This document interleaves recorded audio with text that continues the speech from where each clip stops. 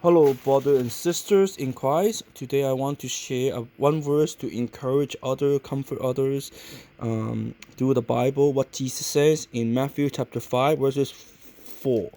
Blessed are those who mourn, for they will be comforted.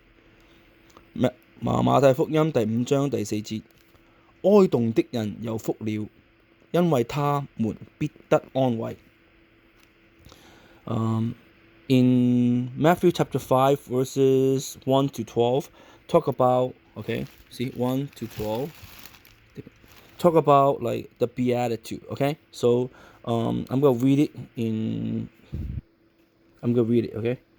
耶穌看見這許多的人，就上了山，既已坐下，門徒到他跟前來，他就開口教訓他們，說：虛心的人有福了，因為天國是他們的；哀慟的人有福了，因為他們必得安慰；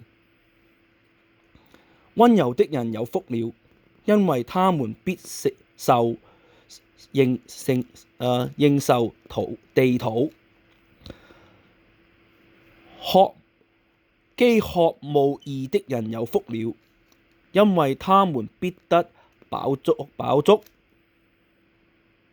憐恤的人有福了，因為他們必蒙憐恤；清心的人有福了，因為他們必得見神；使人和睦的人有福了，因為他們必稱為神的兒子。第10節，為義受逼迫的人有福了，因為天國是他們的。人若為我辱罵你們，逼迫你們，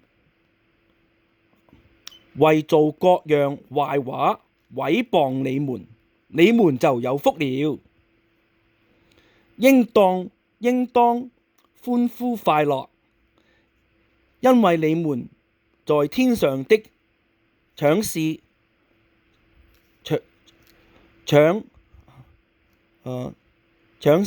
大的，獎賞是大的。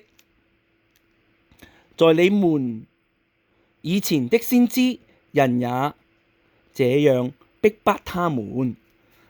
So I just want to comfort you guys, okay? I wrote a song on it too. So my wife says not share it now, okay? So I just share it later. So in the future. 馬太福音第5章第4節，哀慟的人有福了，因為他們必得安慰。